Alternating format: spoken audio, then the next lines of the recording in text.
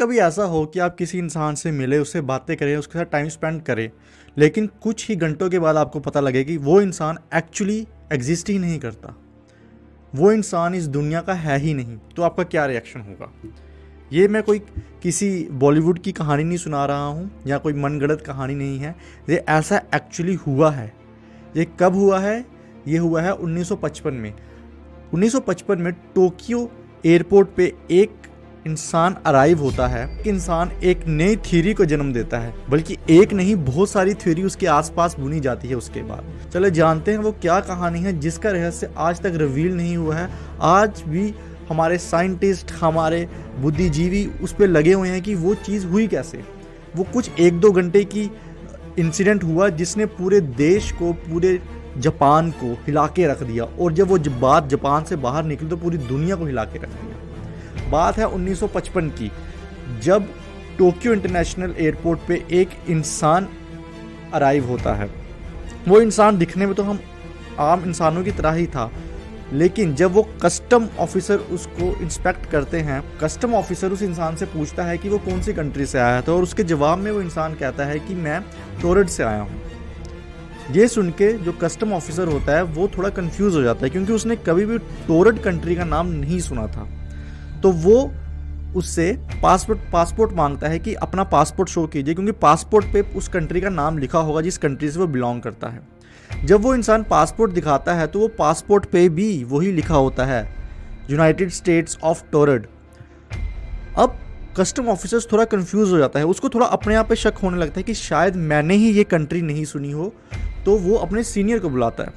तो जब उसका सीनियर आता है, और सेम उसके सीनियर के साथ भी वही होता है, उसके सीनियर ने भी वो कंट्री का नाम कभी नहीं सुना होता है।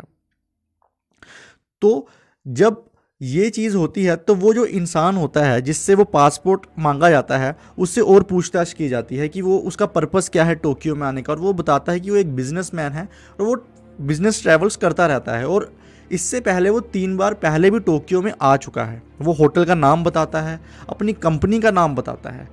जिस होटल का वो नाम बताता है, जब वो छानबीन की जाती है तो वो होटल टोक्यो में एग्जिस्ट होता है, बट उस इंसान के नाम की बुकिंग उस होटल में नहीं होती है। और जब वो कंपनी की, जिस कंपनी से डील करने के लिए वो टोक्यो आया होता है, वो कंपनी भी एग्जिस्ट करती है, लेकिन उस कंपनी में भी कोई भी मीटिंग इस इंसान के साथ शेड्यूल नहीं होती है। जब ये सब चीज़ें जानकारी लेते हैं वो कस्टम ऑफिसर, तो उनको थोड़ा सा शक पड़ता है, क्योंकि जो चीज़ उस इंसान ने बताई होती है कस्टम ऑफिसर्स को, वो कोई भी चीज़ एग्जिस्ट नहीं हो रही होती है। मतलब होटल होता है बट उसकी बुकिंग नहीं होती है, कंपनी है बट उसकी कोई मीटिंग उसमें शेड्यूल नहीं है। तो जो कस्टम ऑफिसर्स होते हैं वो उसको अपनी कस्टडी में ले लेते हैं, उससे और छानबीन करने की कोशिश करते हैं। और उससे बार बार यही पूछा जाता है कि वो अपनी कंट्री का नाम बताए, और वो बार बार वही कहता है कि मेरी कंट्री टोरड है। तो उसी समय एक ऑफिशियल एक वर्ल्ड का मैप लाता है और बोलता है कि उंगली रखो कि तुम्हारी कंट्री कहाँ पे है। जब वो उंगली रखता है जिस कंट्री में, उस कंट्री का नाम है अंडोरा। तो एक ऑफिशियल कहता है कि ये तो अंडोरा है। अंडोरा स्पेन और फ्रांस के बॉर्डर पे एक छोटी सी कंट्री है, वहाँ उसका नाम अंडोरा है। तो जब वो ऑफिशियल कहता है कि ये तो अंडोरा कंट्री है, तो वो इंसान आगे से रिप्लाई करता है कि नहीं, ये अंडोरा नहीं है, ये टोरड है। और उनके जो ऑफिशियल्स हैं वो और कंफ्यूज हो जाते हैं और गुस्से में आ जाते हैं। तो वो उसे क्या करते हैं, वो उसे एक कमरे में बंद कर देते हैं और उसके जो डॉक्यूमेंट्स होते हैं वो ले लेते हैं और अपनी कस्टडी में उसके डॉक्यूमेंट्स रख देते हैं। जो उस इंसान को जिस कमरे में बंद करते हैं, वो कमरा एक होटल के 8th फ्लोर पे होता है, जिसकी ना कोई बालकनी थी ना कोई विंडो थी, सिर्फ एक ही रास्ता था जिसके बाहर 2 सिक्योरिटी गार्ड थे। अब जब 2-3 घंटों के बाद जब ऑफिशियल उस रूम में उससे फिर से पूछताछ करने आते हैं, तो क्या देखते हैं कि अंदर कोई है ही नहीं। और जब वो उसके डॉक्यूमेंट जो उन्होंने अपने सेफ में रखे होते हैं वो चेक करते हैं, तो वहाँ पे भी कोई डॉक्यूमेंट्स नहीं होते। तो सब कंफ्यूज हो जाते हैं कि एक टाइम पे 2 चीज़ें कैसे गायब हो सकती है, वो भी इतनी सिक्योरिटी में। तो ये जो मिस्ट्री है ये आज तक सॉल्व नहीं हुई है। आज तक ये टोक्यो में मिस्ट्री कायम है। अब इस मिस्ट्री के होने के बाद जब ये वर्ल्ड में जब ये बाहर लीक हुई कहानी, तो काफ़ी थीरीज आई इस पर। 2 थीरीज जो बहुत इंपॉर्टेंट आई, एक आई पैलर यूनिवर्स की, कि यहाँ पे भी हमारे इस यूनिवर्स का भी एक पैलर यूनिवर्स है। शायद वो इंसान गलती से पैलर यूनिवर्स से हमारे यूनिवर्स में आ गया होगा, क्योंकि एक थ्योरी है कि जो ब्लैक होल है उसमें कुछ एक ऐसे पॉइंट है जहाँ से अगर आप क्रॉस करें तो आप बिल्कुल पैरेलल यूनिवर्स में पहुँच जाएंगे।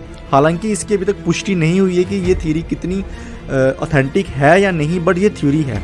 तो दूसरी थ्योरी आई वो टाइम मशीन की आई कि मे बी वो इंसान फ्यूचर से आया हो, क्योंकि जो उसने होटल और कंपनी का नाम बताए वो तो एग्जिस्ट कर रहे थे बट उसकी बुकिंग नहीं थी। तो मे बी इन फ्यूचर वो उस कंपनी में काम करता हो या इन फ्यूचर उस होटल में उसकी बुकिंग हो, तो मे बी वो फ्यूचर से आया हो इंसान। तो ये कुछ थ्योरीज थी जिनका आज तक कोई सोल्यूशन, कोई ऑथेंटिसिटी पता नहीं चली है। ये आज भी मिस्ट्री की मिस्ट्री ही है।